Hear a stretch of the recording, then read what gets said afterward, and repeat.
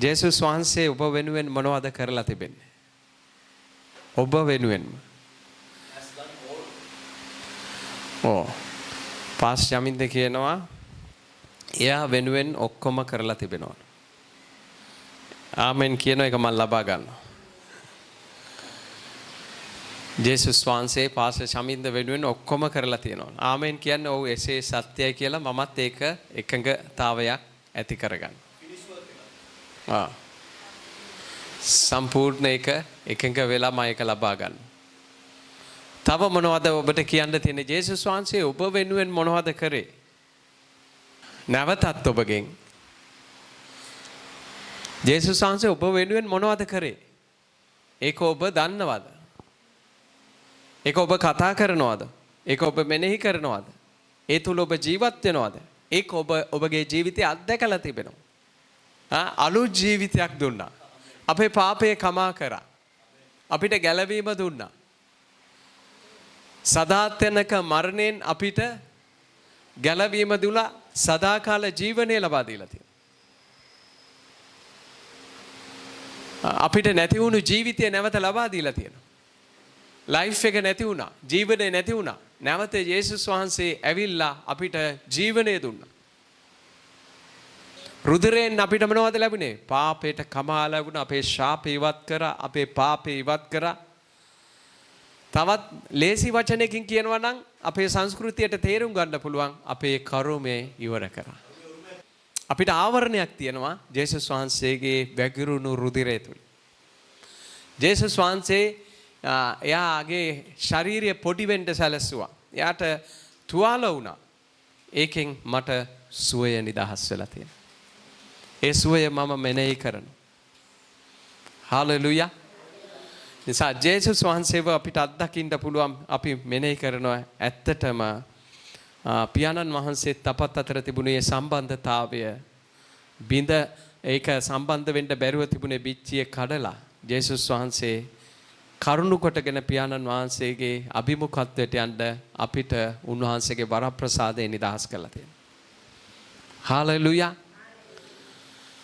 උන්වහන්සේ අපි බැලුවොත් අපේ ගැලවීමට දීලා තිබෙන වටිනාකම තක්සේරු කරන්න බැරි වටිනාකමක් ඔබටත් මටත් දීලා තිබෙනවා.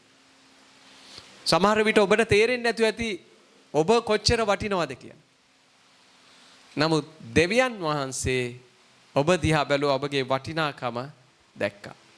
තවත් භාෂාවකින් කියනවා නම් සම්පූර්ණ දේවත්වය අතහැරලා මනුෂ්‍ය පුත්‍රයෙක් බවට පත්වෙන්න මේ පොළවට ආවා අපි වගේ වෙන්න තරම් එවැනි පූජාවක් කරන්න තරම් උන්වහන්සේ කරපු කැපවීම අපි කාටත් හිතන්න බැරි කාරණාවක්. ඒක හිතා ගන්න බැරි දෙයක් කරේ. නේ? කොච්චර වරප්‍රසාදයක්ද අපිට දීලා තියෙන්නේ. අපිව අතාරින්නේ නැහැ කියලා පොරොන්දු වෙලා තියෙනවා. ඔයත් එක්ක ඉන්නවා කියලා පොරොන්දු වෙලා තිබෙනවා. බය වෙන්න එපා කියලා පොරොන්දු වෙලා තියෙනවා. තැති ගන්න එපා කියලා පොරොන්දු වෙනවා. මම ඔයත් එක්ක ඉන්නවා කියලා පොරොන්දු වෙලා තිබෙනවා. මම ඔයාට උගන්වනවා කියලා පොරොන්දු වෙලා තියෙනවා. මම ඔයාට උපකාර කරනවා කියලා පොරොන්දු වෙලා තියෙනවා. ඔයා සමග ගමන් කරනවා කියලා පොරොන්දු වෙලා තිබෙනවා. ඔබට අවශ්‍ය හැම දෙයක්ම පාස ජමින්ද කිව්වාගේ හරි කෙටි උත්තරයකින් දුන්නා. මම වෙනුවෙන් හැම දෙයක්ම නිම කරා. අවසන් කරලා ඉවරයි. ජේසුස් වහන්සේව මේ කාලේ ඔබ කොහොම හිතනවද කියන එක තමයි වැදගත් කාරණාව. හාලෙලූයා. අපි පළවෙනි පේත්‍රස් පොතේ දෙවෙනි පරිච්ඡේදයේ 21 වෙනි පදයට අපි යන්න යනවා. පළවෙනි පේත්‍රස් පොතේ අපි දෙවෙනි පරිච්ඡේදයේ 21 වෙනි පදේ ඉඳන් අපි බලන්න යනවා ජේසුස් වහන්සේ ඇත්තටම මේ පොළොවට ඇවිල්ලා අප වෙනුවෙන් උන්වහන්සේ මොන වගේ කාරණාවල්ද කරේ කියන එක ඒ තුලින් අපේ ජීවිතයට මොකක්ද ලබාගත යුතුව තිබෙන්නේ. ඇත්තට ඒ තුලින් අපිට මොකක්ද ලබාගත යුතුව තිබෙන්නේ. දේව වචනේ කියනවා උන්වහන්සේගේ වචනය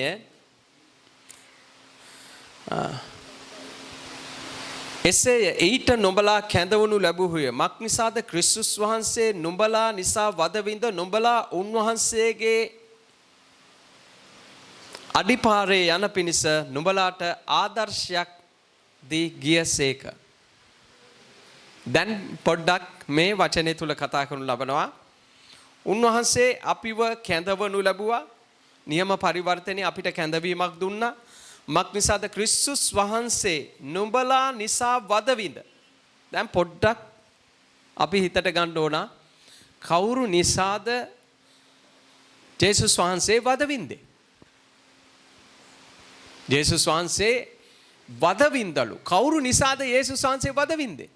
මම නිසා කියලා මගේ ආත්මයට, මගේ මනසට, මගේ හදවතට මට තේරෙන්න ඕන. ඒක මම විශ්වාස කරන්න ඕන. ජේසුස් වහන්සේ වචනය තුල කතා කරනු ලබනවා. උන්වහන්සේ නුඹලා නිසා වදවිඳ නුඹලා උන්වහන්සේගේ අඩිපාරේ යන පිණිස නුඹට ආදර්ශයක් දී ගියසේක. බයිබලයේ කතා කරනු ලබනවා කාගේ අඩිපාරේ යන පිණිසද? කාගේ අඩිපාරේද යන්න කියලා කියන්නේ? කාවද ආදර්ශයට ගන්න කියන්නේ ජීවිතේ? කී දෙනෙක් මේ කාලේ යේසුස් වහන්සේව ඔයාගේ ජීවිතයේ ආදර්ශය කොට අරගෙන තිබෙනවද? ආදර්ශය. ඒ කියන්නේ මේ පොළවේ පවතින ඕනෑම වාතාවරණයක් තුලදී උන්වහන්සේ මේ පොළවේ ඉද්දි මනුෂ්‍ය පුත්‍රයෙක් හැටියට හැම දෙයකටම උන්වහන්සේ මුහුණ දීලා ගමන් කරලා උන්වහන්සේ පෙන්නවා මේ විදියටයි ගමන් කරන්නේ. කාගේ අඩිපාරේ යන පිණිසද අපි යන්න පුළුවන් වෙන්නේ? කාගේ අඩිපාරේද යන්න කියන්නේ? අපි ගීතිකාත් කියනවා ජේසුස් එක්ක අපි යන්නේ විමා නින්දාව මිදලා. නින්දාවක් ආවොත් කොහොමද උත්තර දෙන්නේ?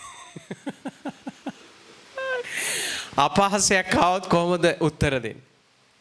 ගොඩක් වෙලාවට නින්දාවක්, අපහාසයක්, ගැරීමක් ආවොත් ජේසුස් වහන්සේ වදවින්දා. ජේසුස් වහන්සේගේ මුළු චරිතෙම අපිට දකින්න ලැබෙන්නේ වැඩි ඒ සම්බන්ධව දේවල් කතා කරාද? නිශ්ශබ්දව හිටපු අවස්ථා තමයි වැඩියෙන්ම අපි දකින්නේ. මොකද්ද? නිශ්ශබ්දව සුව ධර්මිෂ්ඨකම පෙන්වන්න යේසුස් වහන්සේ ගියේ නැහැ. ඒක නිසා අපිත් ඒකෙන් ආදර්ශයක් ගන්නවා. අපිට බැන්නත්, අපිට නිඳා කරත්, අපහාස කරත් අපි මනුෂ්‍යයන් ඉදිරියේ නිර්දෝෂ වෙන්න උත්සාහ කරන්න ඕනේ නැහැ. දෙවියන් වහන්සේ ධර්මිෂ්ඨ කරනවා නම් කවුද වරදටපත් කරන්නේ කියලා බයිබලයේ අහනවා. හාලෙලුයා. දෙවියන් වහන්සේ ධර්මිෂ්ඨ කරනවා නම් කවුද වරදටපත් කරන්නේ? දැන් මේ උදෑසන අපිට තියෙන අපේ ජීවිතයේ තියෙන අභියෝගය තමයි උන්වහන්සේව ආදර්ශයක් කොට ගැනීම. කාවද අපි ආදර්ශයට ගන්න යන්නේ?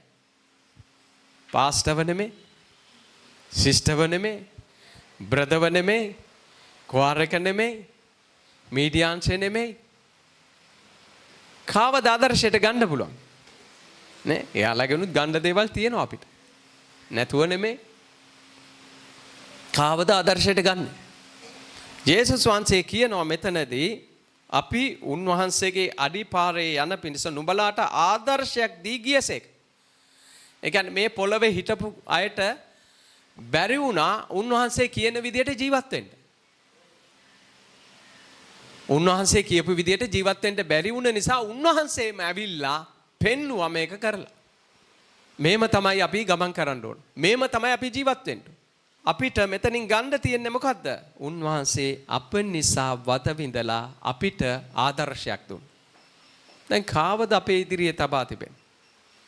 හේබ්‍රෝ පොතේ කතා කරනවා 12 වෙනි පරිච්ඡේදයේ පුදුම වචනයක් ඒක.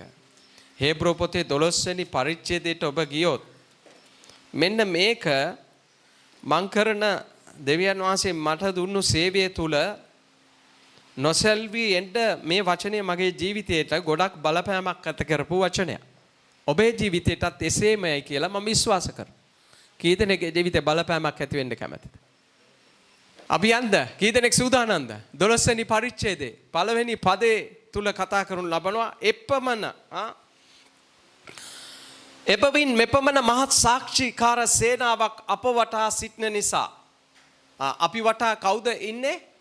වචනේ කියනවා අපි වටා විශාල සාක්ෂි සේනාවක් ඉන්නවලු. කවුද ඒ සාක්ෂි සේනාව? අපි වටා ඉන්නවලු බලවත් සාක්ෂි සේනාව. කවුද ඒ සාක්ෂි සේනාව? මෝසෙස් ගැන ලියද්දී මෝසෙස් ගැන ඉගෙන ගද්දී මෝසෙස් වගේ වෙන්න ඕන. ආබ්‍රහම් ගැන කියවද්දී ආබ්‍රහම් වගේ වෙන්න ඕන. ඊසක් ගැන ඉගෙන ගද්දී ඊසක්ගේ දේවල් අපිට ගන්න තියෙනවා. අපිට ඉදිරියෙන් අපිට පිටිපස්සෙන් හිටපු අතීතයේ හිටපු මහත් 11 වෙනි පරිච්ඡේදයේ කතා කරනවා ඇදහිල්ලෙන් ජීවත් වුන්. අවුරුදු ගාණක් ඉගෙන ගන්න පුළුවන් පරිච්ඡේදයක් තමයි හේබ්‍රව් 11 වෙනි පරිච්ඡේදය. අවුරුදු ගාණක් ඉගෙන ගන්න දේවල් ඒකේ තියෙනවා. එතනදී කතා කරනු ලබනවා මහත් සාක්ෂි සේනාවක් හිටියලු. එතකොට අපිට කියනවා හේබ්‍රව් කතෘවරයා අපිට කියනවා මේක අපිට පහසුවෙන් යන්න පුළුවන්ලු මේ ගමන. කොහොමද යන්න පුළුවන් කියන්නේ? අපි දැන් 10 වන පටයක තමයි ඉන්නේ. දුවන්න තමයි ඉන්නේ. කොහෙටද අපි දුවන්නේ දැන්? හා? කොහෙටද දුවන්නේ? ජේසුස් වහන්සේ අපිට 10 වන පටයක් දීලා තිබෙනවා. නීති රීති තියෙනවා 10 වන පටයේ දුවන්න. අපේ මේ ජීවිතේ ගමනේදී දුවනවා කොහෙද? ස්වර්ගයේ දක්වා ගමන් කරන්න අපිට තියෙනවා. තාම ඒ ගමන එක එක්කෙනා එක එක රණවේ එකේ එක එක්කෙනා දැන් ගමන් කරමින් හිටනවා. සමහර අය ඇවිදිනවා, සමහර අය දුවනවා. අපේ දෙවීම කෙරවල කරන්න ඕන කියලා බයිබලයේ කතා කරනවා. සුද්ධෝ ලියවිල්ල කතා කරනවා. අපි පටන් ගත්ත මේ ගමන අවසන් කරලා පෙන්වන්න ඕන. අපිට දෙවීමක් තියෙනවා කියලා බයිබලයේ කතා කරනවා.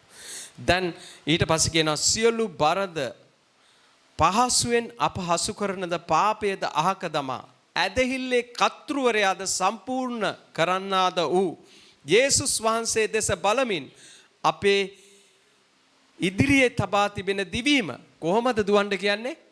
ඉවසීමෙන් දුවමුලු. දැන් මේක අනිත් රණේ වලට වැඩිය මේක 아무තු පොතක් නෙමෙයි බලපුවම. අනිත් ඒවල ජයග්‍රහණය කරන්න දුවන්න කියනවා, මේකේ කියනවා ඉවසීමෙන් දුවන්න කියලා. මේක අපිට දුවන්න ගිෆ්ට් එකක් දීලා තියෙනවා. තෑග්ග. ඒ තෑග්ග තමයි ඉවසීම. මම ඔයාලට මෙනෙහි කරන්න ඔයාලගේ ජීවිතේ දෙන්න. හදිස්සි වෙලා ඔයාලගේ ජීවිතේ කරපු හැම දෙයක් තුලින්ම හදිස්සි වෙලා කරපු දේවල් ගැන මෙනෙහි කරලා බලන්න. හදිස්සිය ගැන බයිබලයේ මොනවද කතා කරන්නේ? ඉක්මන් වෙලා කිසි දෙයක් කරන්න බයිබලයේ ඉක්මන් වෙලා කරගත්තොත් මොකද්ද වෙන්නේ? ඉක්මන් වෙලා චර්ච් එකට එන්න කියොත් වෙලාව පරක් වෙලා මොකද වෙන්නේ? මොකක් හරි අමතක වෙන්න පුළුවන්. මග ඇක්සිඩන්ට් එකක් හරි වෙන්න පුළුවන්. ඉක්මන් වෙලා බයිබලයේ කියනවා ඉක්මන් වෙන්නේ හිඟකමට පැමිණෙන්න කියලා. ඉක්මන් වෙලා කරපු දේවල් හැම දෙයක්ම හිඟකමටපත් වෙන්න හේතුව මොකද්ද? ඉක්මන් වෙලා ගිය ගමන. මග පෙන්වීමක් නැතුව ගිය ගමන. තරහින් කරපු දේවල්, කෝපයෙන් කරපු දේවල්, වෛරයෙන් ගියපු ගමන ඔක්කොම මොකද්ද උනේ? අසාර්ථක වුණා. අපේ ජීවිතේ පිටිපස්සේ අපිට අත්දැකීම් තියෙනවා ඉවසන්න. නේ. දැන් මම තාමත් ඉගෙන ගන්නවා. තවත් අද උදේත් මෙනෙහි කරන් හිටියා තව මගේ ජීවිතේ ඉවසන්න ඕන කාරණා තියෙනවා කියලා. මට උගන්න ගන්නවා. මම තව ඉවසන්න ඕන. තව ඉවසීමෙන් බලාගෙන ඉන්න ඕන. මොනවද? දෙවියන් වහන්සේගේ සේවයේ කාරණා කරන්න තවත් මම ඉවසලා බලන්න ඕන. ඉවසීම කිව්වොත් දේව ස්වභාවය තිබෙන එක කොටසක් තමයි. ජේසුස් වහන්සේ තුල, පියාණන් වහන්සේ තුල තිබෙන සුදාත්මයන් වහන්සේ තුල එක කොටසක් තමයි ඉවසීම කියන්නේ. ජේසුස් වහන්සේ තරම් ඉවසපු කෙනෙක් මිහි තලයේ මම කොහෙවත් දැකලා නැහැ. ජේසුස් වහන්සේ වගේ ඉවසපු කෙනෙක් මේ ලෝකයේ මම කොහෙවත් දැක්කේ නැහැ. හාලෙලුයා. හැබැයි උන්වහන්සේගේ ඒකම උන්වහන්සේගේ අනුගාමී කියන්ටත් තිබිලා තිබෙනවා. මම ඒක විශ්වාස කරනවා. උන්වහන්සේගේ අනුගාමී. පොඩ්ඩක් හිතට ගන්න හදිස්සි වෙන්න එපා ජීවිතේ කිසිම දෙයකට. මේකෙන් අපි ගන්නෙ මොකද්ද? මේ ධාවන පතේ අපිට ගමන් කරන්න කියන්නේ කොහොමද? ඉවසීමෙන්. යමෙක් මගේ මේම ප්‍රශ්නයක් ඇහුවොත් පාස්ටර් අමාරු කාලයක් ඉවසලා බැරිම තැන මොකද කරන්නේ? ඒත් ඉවසපන් කියලා තමයි මම කියන්නේ. හාලෙලුයා. ඒත් ඉවසන්න. දැන් යේසුස් වහන්සේ මේ ස්ථානයේ කියනවා අපිට බලන්න තියනවලු ඇදහිල්ලේ කතුරුවරයාද සම්පූර්ණ කරන්නාද වූ යේසුස් වහන්සේ දෙසම බලමින් මේ දිවීම අපිට දුවන්න තියෙන කවුරු දිහා බලාගෙනද? එතකොට මේ ගමන සම්පූර්ණ කරේ කවුද? දුවලා ගිහලා ගීතිකාවේද? පියාණන් වහන්සේගේ දකුණු පැත්තේ සිංහාසනයේ දකුණු පැත්තේ වැඩ හිඳින්නා වූ යේසුස් වහන්සේ. දෙවීම කෙරවල කරපු කෙනා කවුද? යේසුස් වහන්සේ මේ දෙවීම කෙරවල කළා. මම මෙතන දකිනවා යම් කිසි කෙනෙක් යේසුස් වහන්සේ දෙස බලාගෙන ගමන් කරනවා නම්, යේසුස් වහන්සේව ආදර්ශයක් කොට ගන්නවා නම්, මේ දිවීම යේසුස් වහන්සේ දිහා බලාගෙන ගමන් කරනවා නම් එයා අනිවාර්යයෙන්ම එයාගේ ගමන සම්පූර්ණ කරන කෙනෙක්. කවුරු දිහාද බලාගෙන යන්නේ? මොකද මේ දිවීමේ මේ පැත්ත බැලිල්ලක් නැහැ. මේ දිවීමේ මේ පැත්ත බැලිල්ලක් නැහැ. මේ දිවීමේ මේ පැත්ත බැලිල්ලකුත් නැහැ. මේ දිවීම තියන්නේ ඉදිරිය. ඉදිරියේ කවුද ඉන්නේ? පේනවා මට යේසුස් වහන්සේ ඉන්නවා. මොකද මේ ගමන සම්පූර්ණ කරේ යා. මේ ගමන අපිට යන්න උගන්වන්නේ යේසුස් වහන්සේ. මේ ගමන කොයි විදියටද යන්න ඕන කියලා අපිට කියලා දෙන්නේ යේසුස් වහන්සේ. ඒ නිසා හැම අවස්ථාවක් තුලදී මේ වෙච්ච හැම සිද්ධාන්තයක් හැම සිදුවීමක් තුලදී මේ ජේසුස් වහන්සේ දිහා බලන්න කියලා තමයි මෙතන කතා කරන්නේ. උන්වහන්සේ අපිට ගොඩාක් පාඩම් කියලා දුන්නා. යමෙක් තමාගේ කුරුසිය රැගෙන එන්න බැරි තැනැත්තා මට සුදුස්සෙක් නොවේ කියලා. තමාගේ කැමැත්ත අත්හරින්න බැරි කෙනා සුදුස්සෙක් නෙවෙයි කියනවා. මං ජේසු ළඟට ආවේ මගේ කැමැත්ත අත්හැරලා. කාගේ කැමැත්තද? කාගේ කැමැත්තද අත්හරින්න ඕන? කාගේ කැමැත්තද අත්හරින්න ඕන? මගේ කැමැත්ත අත්හරින්න ඕන උන්වහන්සේගේ කැමැත්ත කරන්න. උන්වහන්සේගේ කැමැත්ත කරන්න මගේ කැමැත්ත තියාගෙන ඉන්න කෙනෙකුට කවදාවත් උන්වහන්සේගේ කැමැත්ත කරන්න බෑ. තමාගේ කැමැත්ත අත්හරින්න නැති කෙනා. මොකක්ද අපේ කැමැත්ත? මනුෂ්‍යගේ කැමැත්ත තියෙනවා, දේව කැමැත්ත තියෙනවා, තවත් කොටසක් තියෙනවා යක්ෂයාගේ කැමැත්ත. මම මාළු ටික අල්ලලා එන්නම් දැල ගෝලේ ආවේ මොකද? දැල් අත්හැරලා. මොකක්ද අත්හැරලා? දැල අත්හැරලා. තමන්ගේ කැමැත්ත අත්හරින්න බැරි නම් ජේසුස් වහන්සේ කියපු ධාවන පටේ අපට ගමන් කරන්න හැකියාවක් හම්බෙන්නේ නැහැ කවදාවත්. කවදාවත් හම්බෙන්නේ නැහැ. එතකොට ඔබට මොකද්ද වෙන්නේ? ඔබ එක තැන දුවන්න වෙයි ඒ කැමැත්ත අත්හරිනකම්. එක තැන ඉන්නවා. මොකද එක තැන දුවන්න හේතුව? දුවන්න හේතුව එක තැන යාට අවබෝධයක් නැහැ ජේසුස් වහන්සේ ගමන් කරන්න කියපු තැන. එයා එක තැන මොකද කරන්නේ? කල්පනා කරනවා යනවද නැද්ද? වම් දකුණු පැත්තට බලනවද නැද්ද? වම් පැත්තට බලනවද නැද්ද? පිටිපස්සට බලනවද නැද්ද? කොහෙද එයා ගමන් කරන්න යට තියෙන්නේ? ඉදිරිය බලාගෙන. ඒකයි අපේ වාහනවලට රිවර්ස් නැත්තේ හදලා. මොකද්ද නැත්තේ? රිවර්ස් නෑ. මෙතන බයිබලයේ තුල කතා කරනු ලබනවා අපිට කලින් ගියේ ජේසුස් වහන්සේ. අපි ආදර්ශයට ගන්නේ කවුද? අපි යන්නේ කොහෙටද? කී දෙනෙක් දන්නවද යන මාර්ගේ? ඔයා කොහෙටද යන්නේ? මරණයෙන් පස්සේ ඔයා කොහෙද ඉන්නේ? මරණයෙන් පස්සේ කොහෙද ඉන්නේ? කියන්න. මරණයෙන් පස්සේ කොහෙද ඉන්නේ? මරණයෙන් පස්සේ කොහෙද ඉන්නේ? ජේසුස් වහන්සේ මට කිව්වා මම ඔයාට තැනක් පිළියෙල කරන පිණිස යනවා. මාගේ පියාණන් වහන්සේගේ බොහෝ වාසස්ථානයන් තියෙනවා. මම එතන ඔයාට පිළිවෙල කරන්න යන තැන. දැන් මම දන්නවා මොකද්ද? දැන් මට පේනවා තැනක් උන්වහන්සේ තියලා තියෙනවා. හාලෙලුයා. කොහෙද යන්නේ? අපි දුවනවා මොකද්ද? ජේසුස් වහන්සේ සූදානම් කරපු ස්ථානය ලබා ගන්න අපි. දැන් මේ ගමන සම්පූර්ණ කරන්න බැරි හේතුව තමයි අද ගොඩක් අය ජේසුස් වහන්සේව නෙමෙයි ආදර්ශයට ගන්න. මේ ගමනේ යන්න බැරි හේතුව තමයි ජේසුස් වහන්සේව නෙමෙයි මිනිස්සු ආදර්ශයට ගන්න. මෙතන බයිබලයේ පැහැදිලිව කතා කරනවා ඇදහිල්ලේ කතුරුවරයාද සම්පූර්ණ කරන්නා දෙස බලමින් ජේසුස් වහන්සේ දෙස බලමින්ම බයිබලයේ කියනවා අප ඉදිරියේ තබා තිබීම දිවීම ඉවසීමෙන් දුවමු.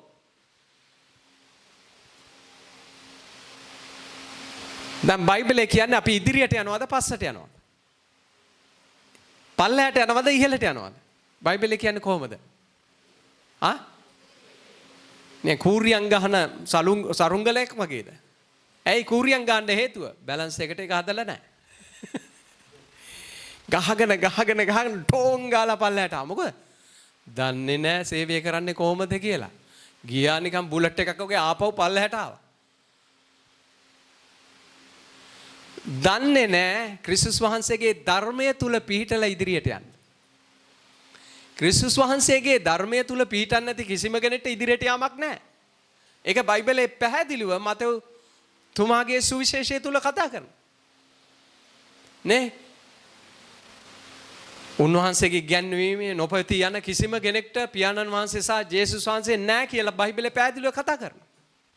එතකොට අපිට දිවීම දුවන්න තියෙන්නේ මෙන්න මේ වගේ. උන්වහන්සේගේ ධර්මයේ වචනේ තුල පිහිටලා තමයි අපිට ගමන් කරන්න තියෙන්නේ. එතකොට ඔබ සේවය කරන්නේ කවුරු දිහා බලාගෙනද?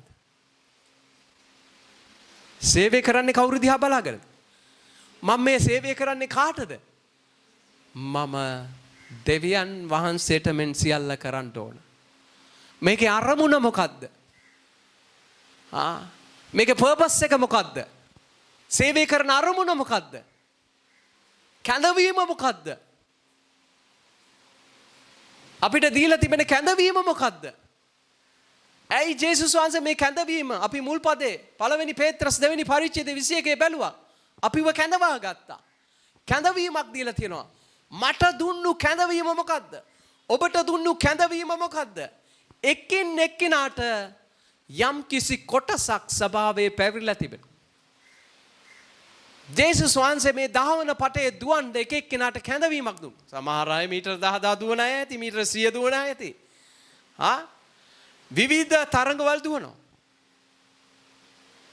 කෙසේ වෙතත් මේ ගමන අවසන් කරන්න වෙනවා දහවන පටේ ඉන්නවනම්.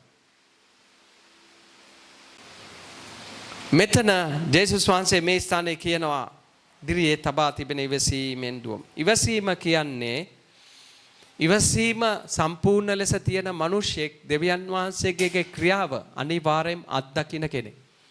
දෙවියන් වහන්සේගේ දෙයක් කවදාවත් නොවැළැක්වි කවදාවත් තිබෙන්නේ ඉවසන මිනිසයාගේ තුල තමයි දෙවියන් වහන්සේගේ ක්‍රියාව අත්දකින්නේ.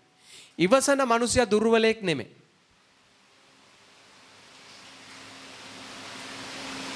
ඉවසන මිනිසයා දුර්වලෙක් නෙමෙයි.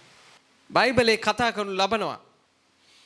දෙවෙනි පදයේ කියන උන්වහන්සේ වනහයි තමන් ඉදිරියේ තබා තිබුණු ප්‍රීතිය නිසා ලැජ්ජාව නොසලකා කුරුසියේ දරාගෙන පසුව දෙවියන් වහන්සේගේ සිංහාසනයේ දකුණු පැත්තේ වැඩ හිටගත්සේක. හලෙලූයා. අපිත් මේ වගේ දවසක ජේසුස් දිහා බලාගෙන ගමන් කරද්දී අපිත් උන්වහන්සේගේ ලියවිල්ල පරිදි දකුණු පැත්තේ දවසක ඉඳ යනවා.